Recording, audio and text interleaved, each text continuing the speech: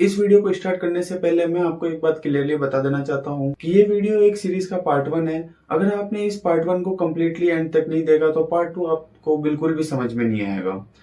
इस सीरीज में हम चैटजीपीटी से एक हाई क्वालिटी कंटेंट लिखना सीखेंगे और पार्ट 1 में मैं आपको उस फाउंडेशन के बारे में बताऊंगा जिसके बिना अगर आपने चैटजीपीटी से कंटेंट लिखा, चाहे वो कितना भी अच्छा हो, गूगल पे रैंक नहीं करेगा।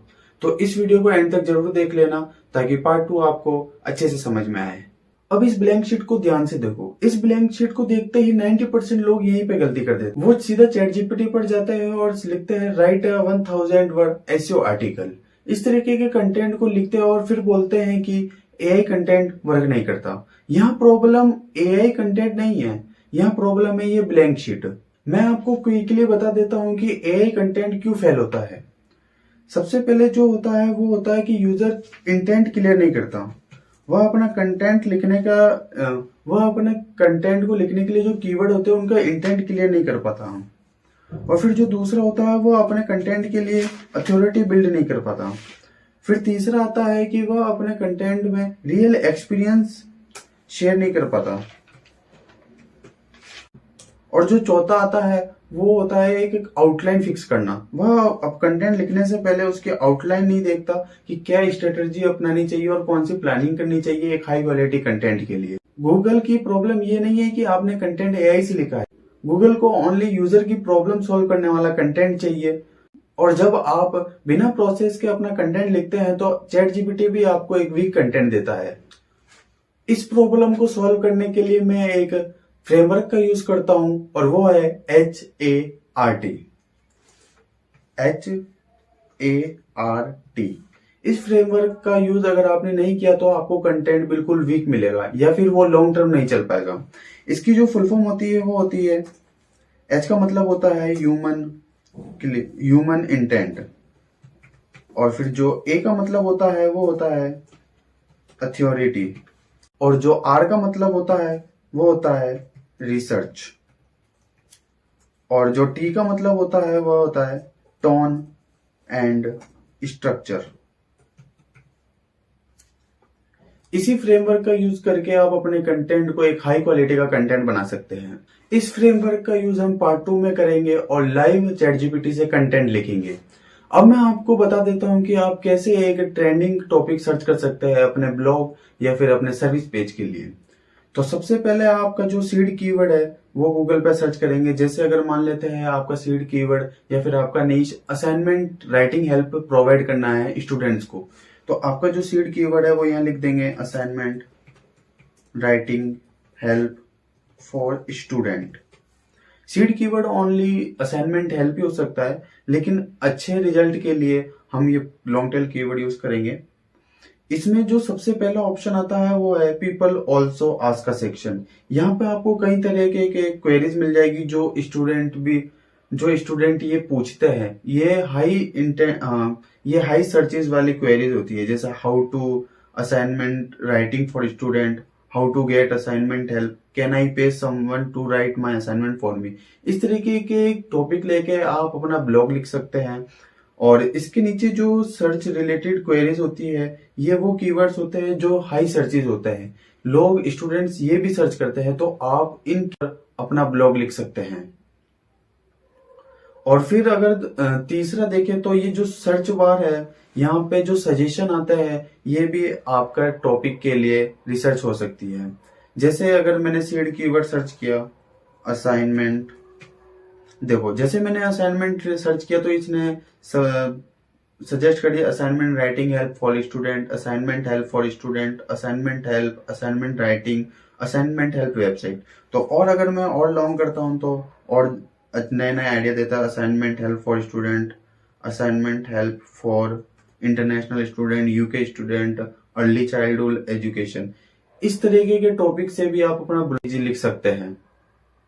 और जो लास्ट ऑप्शन होता है वो होता है अपने कॉम्पिटिटर को देखना या फिर सर्च रिजल्ट पेज पर जो क्वेरीज आती है रेडिट एंड क्वेरा की, उस टॉपिक को भी लेकर आप अपना ब्लॉग लिख सकते हैं।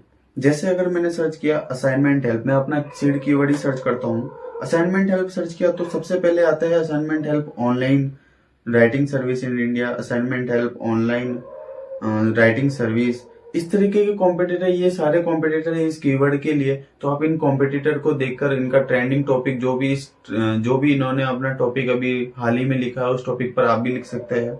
और अगर कोई टॉपिक आपके सर्च रिजल्ट पेज पे कोयरा या फिर रेडिट से रिलेटेड कोई भी क्वेरी आती है तो उस क्वेरी को भी उठाकर आप अपना ब्लॉग लिख सकते हैं, क्योंकि वो रियल स्टूडेंट्स की क्वेरीज होती है। जैसे मैं सर्च कर देता हूं यहाँ पे,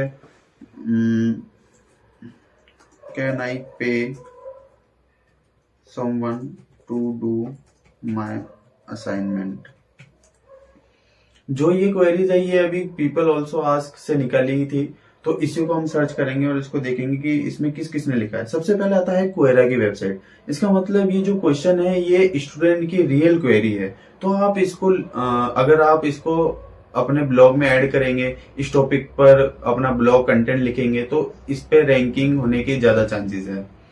इसके बाद रेडिट का आती है।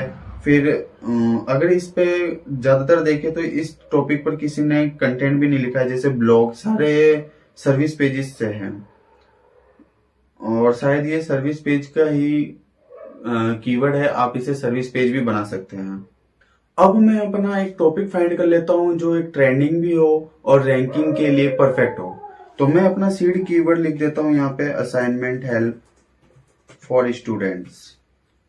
जब मैंने ये कीवर्ड लिखा तो यहाँ पे कई ऑप्शन आएंगे, जैसे मैंने आपको बताया था पीपल ऑल्सो आस्क से भी आप निकाल सकते हैं और रिलेटेड सर्चेज या फिर कॉम्पिटिटर को सर्च करके भी निकाल सकते हैं। तो मैं यहाँ पे देखूंगा कई रेडिट के आए हैं, जैसे how can student reach out to me for assignment, which is the best online service to do my assignment in cheap, where is the best place to get help with academic assignment. तो हम इसी में से एक topic उठा लेते हैं, जैसे व्हाट इज द बेस्ट,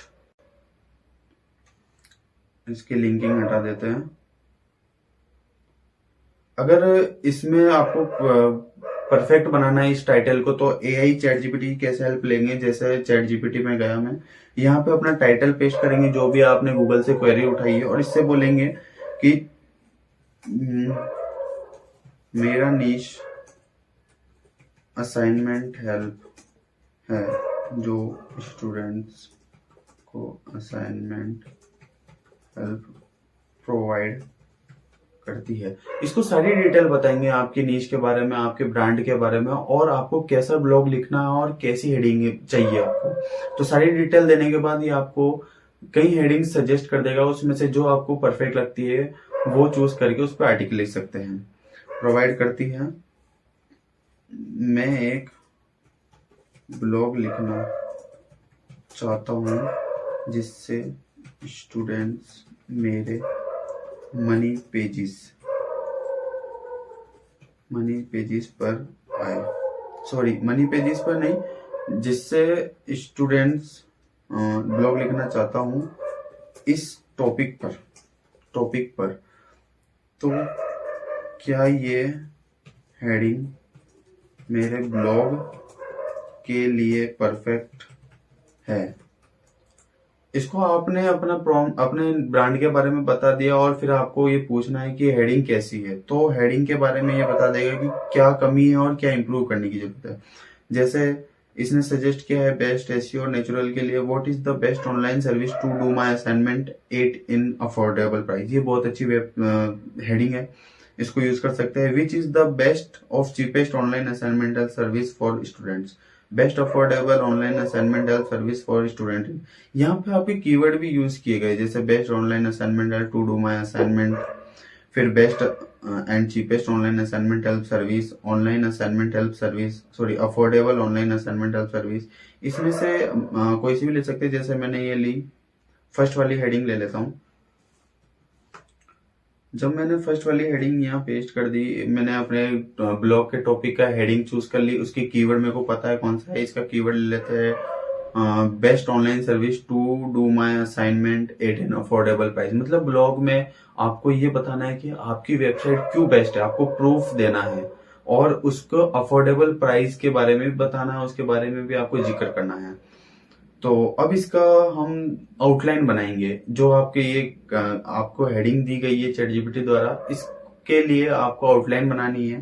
तो आउटलाइन बनाने का तरीका ये है कि आप ChatGPT से पूछो आपकी हेडिंग देते हुए, तो और उसको ऐसे बोलो कि ये कंटेंट, इस टॉपिक पर मुझे कंटेंट लिखना और मैं चाहता हूँ कि AI प्लेटफॉर्म पर रैंक करे, तो मेरी क्या स्ट्रेटजी एंड प्लानिंग होगी। आपको आउटलाइन निकालनी है तो आउटलाइन निकालें। तो मैं लिखता हूँ कि ये मैं इस टॉपिक पर ब्लॉग लिखना चाहता हूँ, तो मुझे बताओ कि अगर मेरा ये कंटेंट मुझे AI प्लेटफॉर्म एंड गूगल के फर्स्ट रैंक में लाना है, तो मेरी क्या स्ट्रेटजी एंड प्लानिंग होगी और मेरे ब्लॉग के लिए क्या आउटलाइन होगी। अब मैंने इसको आउटलाइन के लिए पूछ लिया और मेरी स्ट्रेटेजी और प्लानिंग के लिए पूछ लिया, तो ये अब मेरे को बता देगा कि गूगल सर्च इंटेंट समझना है आपको, कॉमर्शियल या इंफॉर्मेशनल, AI फ्रेंडली स्ट्रेटेजी, मतलब AI फ्रेंडली होना चाहिए, उसमें FAQs होने चाहिए और हेल्पफुल कंटेंट होना चाहिए। और इसने सिग्नल्स भी दे दिए कि AI को कैसे सिग्नल्स, मतलब AI को सिग्नल्स कैसे देने चाहिए, जैसे student ask based on common student need here is. और फिर इसके बाद आता है गूगल के फर्स्ट रैंक पर जो आपकी स्ट्रेटजी EAT होना चाहिए, ऑन पेज चेकलिस्ट होनी चाहिए। फिर आज के ये दे देता है आपको exact blog outline high ranking, इसमें आपको हेडिंग दे देगा। फिर इंट्रोडक्शन में आपको क्या बताना है, हुक लाइन दे दिया। फिर उसके बाद आपको कौन सी हेडिंग कवर करना है, why student long affordable help. फिर इसके बाद आपको H2 दे देगा। फिर इसके बाद फैक्टर्स चेक चूजिंग, मतलब कौन कौन से फैक्टर्स चेक कर सकते हैं असाइनमेंट हेल्प चूज करने के लिए, और cheap assignment help for website safe for students. ये तो इस आउटलाइन का यूज करके हम इस टॉपिक पर नेक्स्ट वीडियो में कंप्लीट कंटेंट लिखेंगे और 100% AI free and high quality का लिखेंगे। तो दोस्तों यहीं पर पार्ट 1 का एंड होता है। नेक्स्ट वीडियो में हम देखेंगे कि इस कंप्लीट कंटेंट को कैसे ह्यूमन रिटर्न बना सकते हैं और कुछ प्रॉम्प्ट्स का भी यूज करेंगे। एक हाई क्वालिटी कंटेंट लिखने के लिए प्रॉम्प्ट कैसे बनाता है ये भी मैं आपको नेक्स्ट वीडियो में बताऊंगा। तो प्लीज इस वीडियो के बाद पार्ट 2 जरूर देखना, आपको पार्ट 2 में बहुत सीखने को मिलेगा। मैं हेमेंद्र आपको मिलता हूँ नेक्स्ट वीडियो में।